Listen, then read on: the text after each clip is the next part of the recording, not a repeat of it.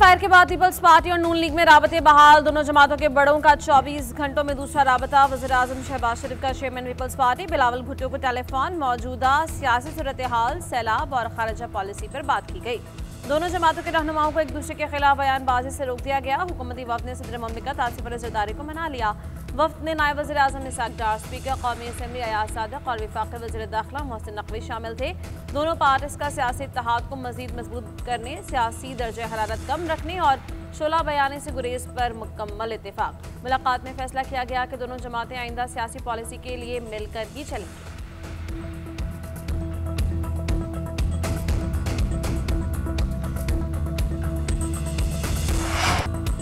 सदर से वज़रा की मुलाकात पर किसी को तशवीश नहीं होनी चाहिए, ये मुलाकातें होती रहती हैं।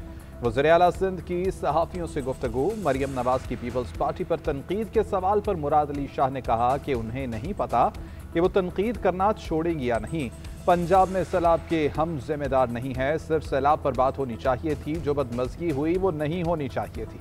बिलावल भुट्टो ने ज़रिए इमरजेंसी पर काश्तकारों की बहाली के लिए इक़दामात की तजवीज़ दी। उनकी राय पर नाराज़ होने की ज़रूरत नहीं थी।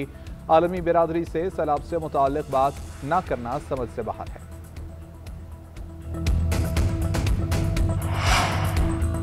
ब्रिगेडियर रिटायर्ड राशिद नसीर ने यूट्यूबर आदिल राजा के खिलाफ लंदन हाई कोर्ट में हतक इज्जत का मुकदमा जीत लिया। हर्जाना और अदालती अखराजात की मद में 3,50,000 पाउंड जुर्माना आयद, जो पाकिस्तानी 13 करोड़ रुपए बनते हैं।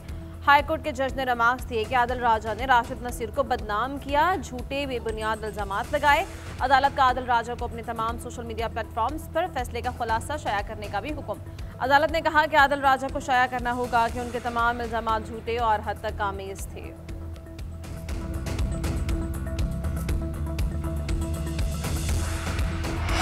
पीटीआई का पाकिस्तान मुखालिफ मन घड़त बयानिया पिट गया। लंदन की अदालत का फैसला शरपसंद अनासर के मुंह पर जोरदार तमाचा है। वज़ीर इत्तलात अताउल्लाह तारड़ की इख्तियार वली के हमरा प्रेस कॉन्फ्रेंस। कहा कि पीटीआई की हर रियासत मुखालिफ साजिश को बैन अल-अक़वामी अदालतों और फोरम्स पर शिकस्त हुई है। आज का लंदन की अदालत का फैसला दर हकीकत पाकिस्तान के हक में आया है। पाकिस्तान के दुश्मनों और उसके अलायकारों का हर मैदान में शिकस्त मुक़द्दर है। अताउल्लाह तारड़ ने मजीद कहा कि दहशतगर्द और उनके सहूलतकार हरगिज़ कामयाब नहीं होंगे। तहरीक इंसाफ का इंतशारी टोला दहशतगर्दों का सहूलतकार है। अली अमीन गन्नापुर को दहशतगर्दों की मुकम्मल सहूलतकारी न करने पर हटाया गया। पीटीआई ने भगोड़े मुराद सईद के करीबी साथी को वज़ीर आला बनाने का फैसला किया है। सुहेला अफरीदी के जरिए दहशतगर्दों की सहूलतकारी की इजाज़त नहीं दी जाएगी। अली अमीन गन्नापुर का इस्तीफा कहाँ गया? गवर्नर केपी का वसूली से इनकार, पीटीआई का वसूल करने पर इसरार। पहले इशाया दूंगा फिर इस्तीफा। अली अमीन गन्नापुर ने इस्तीफे में ताखिर की वजह बता दी। गुज़श्ता इशाई के दौरान करीबी साथियों के साथ तवील मुलाकात में कहा, चाहता हूँ कि डीआई खान ने मुकम्मल होने वाले कुछ मनसूबों का इफ्तिताह कर लूँ। तरक्याती मनसूबों का इफ्तिताह करके अपना इस्तीफा गवर्नर को भेज दूंगा। बेशक आप टाइम लें, इस्तीफा किसी भी वक्त जमा किया जा सकता है। सूबाई वज़रा ने मशवरा दिया कि अच्छा होगा तमाम अरकान असम्बली के साथ एक आखिरी मुलाकात हो। वज़ीर आला ने इस दौरान अपने प्रिंसिपल सेक्रेटरी को इस्तीफा लाने का कह दिया। वज़रा और अरकान असम्बली के सामने वज़ीर आला अली अमीन ने इस्तीफे पर दस्तखत किए। उधर पीटीआई रहनुमा शेख वकास अकरम ने कहा, कल रात 11:15 बजे गवर्नर हाउस के स्टाफ ने अली अमीन का इस्तीफा वसूल किया और वसूली लिख कर दी।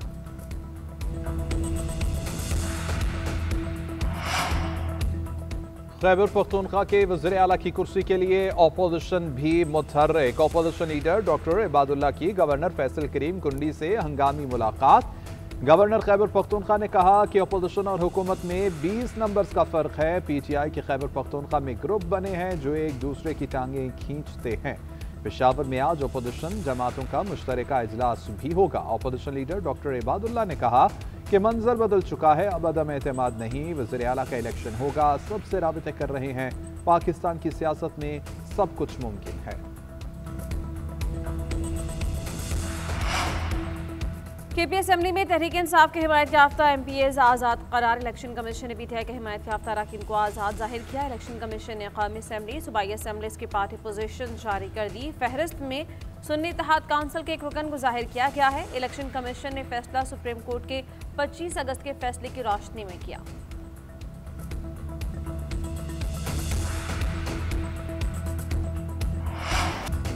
गजा जंग बंदी नाफिजुल अमल हो गया। मिस्र ने गजा जंग बंदी मुआहदे को अहम लम्हा करार दे दिया। शर्मुल शेख में होने वाली मुस्बत पेशरफ्त गजा जंग में एक अहम मोड़ की नुमाइंदगी करती है। मिस्री वज़ीर ख़ारजा गजा की सूरत हाल से मुतालिक वजारती इजलास में शिरकत करेंगे।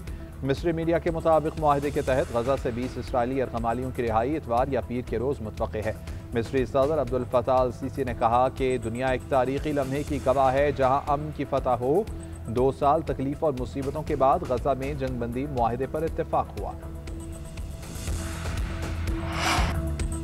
आलमी रहनुमाओं का हमास इसराइल मुआहदे पर दस्तखत का खैर मकदम। अक़वाम मुत्तहिदा के सेक्रेटरी जनरल अंटोनियो गुतेरेस ने कहा कि फरीक़ैन से मुआहदे की शराइत की मुकम्मल पासदारी की अपील करते हैं। मुस्तकिल जंगबंदी को यकीनी बनाया जाए और लड़ाई हमेशा के लिए बंद होनी चाहिए। बरतानिया, न्यूजीलैंड, कनाडा और ऑस्ट्रेलिया का भी मुआहदे का खैर मकदम। न्यूजीलैंड के वज़ीर ख़ारजा ने फरीक़ैन से दरख्वास्त की है कि मुकम्मल जंगबंदी की जानिब बढ़ें। कनाडा और ऑस्ट्रेलिया के वज़ीर आज़म ने भी मुआहदे को मुकम्मल जंगबंदी की जानिब अहम पेशरफ्त करार दे दिया। बरतानिया के वज़ीर आज़म सर कीर स्टारमर ने कहा कि ये एक ऐसा लम्हा है जो पूरी दुनिया के लिए खुशी और सुकून का बाइस होगा। अमन मुआहदे पर इसराइल और गजा में खुशी की लहर। लुटे पिटे फ़लस्तीनी सड़कों पर आ गए, रात भर जश्न मनाया। गजा के रहने वालों ने कहा खुश हैं कि जंग रुक गई। इन सबका शुक्रिया अदा करते हैं जिन्होंने खून रेजी बंद करने में किरदार अदा किया। उम्मीद है कि अब गजा में पायदार अमन कायम होगा। इसराइल शहरियों की बड़ी तादाद भी घरों से आ गई। तल अवीव में मुआहदा होने पर खुशी का इजहार और नारेबाजी।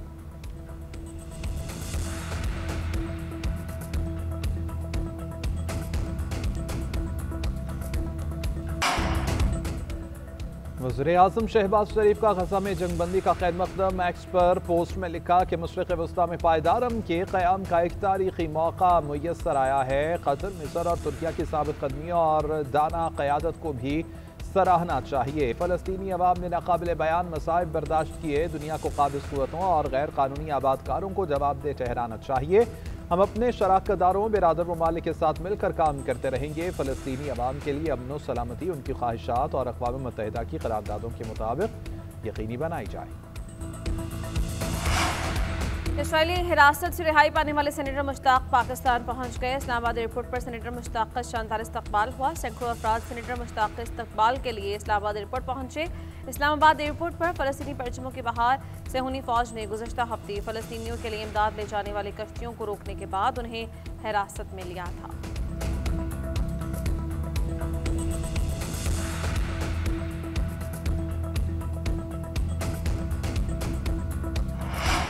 कलदम तंजीम का एक और कमांडर कौमी धारे में शामिल बलूचिस्तान में हथियार डालने वाले सरफराज मंगलजई ने अहम हक़ाइक़ से पर्दा उठा दिया। कहा कि रियासत के खिलाफ प्रोपेगेंडा करके नौजवानों को बेवकूफ़ बनाया जा रहा है। नाम निहाद आज़ादी का नारा झूठ है।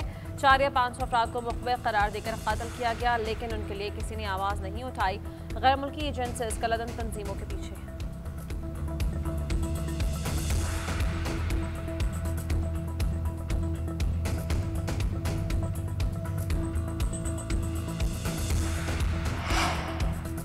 वज़ीर आला सिंध और सऊदी वफ़द का मुश्तरका वर्किंग ग्रुप्स के क़याम पर इत्तेफाक। चेयरमैन सऊदी पाक जॉइंट बिजनेस काउंसिल मंसूर बिन मोहम्मद आले सऊद की क़यादत में 30 रुकनी वफ़द की वज़ीर आला सिंध आमद। मुराद अली शाह का सऊदी शहजादा मंसूर बिन मोहम्मद आल सऊद और वफ़द का पुरतपाक इस्तक़बाल। सऊदी शहजादे का पाकिस्तान और सऊदी अरब की तारीख़ी और बिरादराना ताल्लुक़ात का खैर मकदम। कहा पाकिस्तान मोहब्बत का पैगाम लेकर आया हूँ। हमारी काउंसिल नई नहीं है, 2 तरफ़ा तिजारत करते हैं। सरमायाकारी से मुताल्लिक़ वज़ीर आज़म ने सऊदी अरब का दौरा किया। हम मिलकर काम करेंगे और मईशत को मजबूत करेंगे। पाकिस्तान पूरे खित्ते में तिजारत का दरवाज़ा है। मुराद अली शाह बोले कि सिंध पाकिस्तान की मुआशी तरक्की का गेटवे बनने के लिए तैयार है। वज़ीर आला पंजाब ने high tech farm mechanization financing program portal launch कर दिया। 12 अक़साम के जरिए ज़राई मशीनरी के लिए 3 करोड़ रुपए तक बिलासुल्क कर्ज दिए जाएंगे। कर्जों की अदायगी के लिए 6 माह की रियायती मुद्दत मुकर्रर। 6 माही बुनियाद पर कर्ज की अक़सात 5 साल में अदा करनी होगी। मरीम नवाज ने कहा कि ये प्रोग्राम पंजाब में ज़राई इनक़लाब की बुनियाद साबित होगा।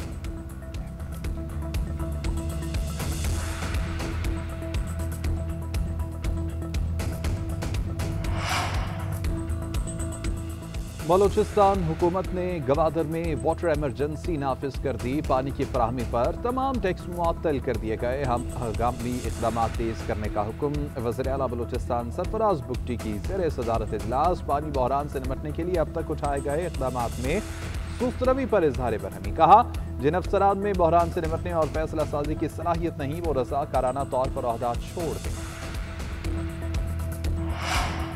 नेपरानिक इलेक्ट्रिक पर 2 करोड़ 50 लाख रुपए जुर्माना कर दिया। नेपरानिक इलेक्ट्रिक का जवाब गैर इत्मीनान बख्श और नाकाबिल कबूल करार दिया कि इलेक्ट्रिक को जनवरी 2023 में बड़े पावर ब्रेकडाउन पर जुर्माना किया गया। नेपरानिक फैसले में लिखा कि इलेक्ट्रिक की वजाहत एक पावर ब्रेकडाउन का जवाब फराहम नहीं करती। ब्रेकडाउन की जिम्मेदारी सिर्फ नेशनल ग्रिड पर डालना दुरुस्त नहीं कि इलेक्ट्रिक को 15 रोज के अंदर जुर्माना जमा करवाने का हुक्म बार बार ट्रिपिंग से जाहिर होता है कि हिफाजती इक़दाम मुअस्सर नहीं थे।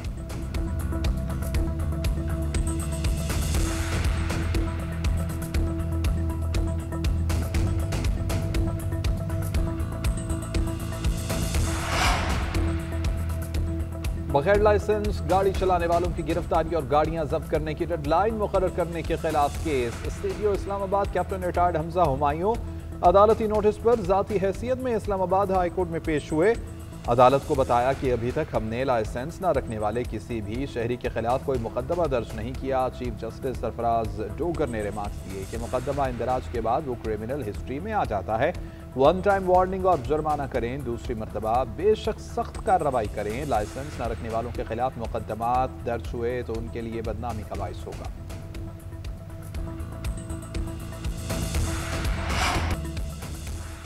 पीसीबी चेयरमैन मोहसिन नकवी की गजाफी स्टेडियम आमद। पाकिस्तान और जनूबी अफ्रीका की टीमों का प्रैक्टिस सेशन देखा। चेयरमैन पीसीबी ने पाकिस्तानी खिलाड़ियों से मुलाकात की। जनूबी अफ्रीका के टीम मैनेजर और हेड कोच से भी तबादला ख्याल किया।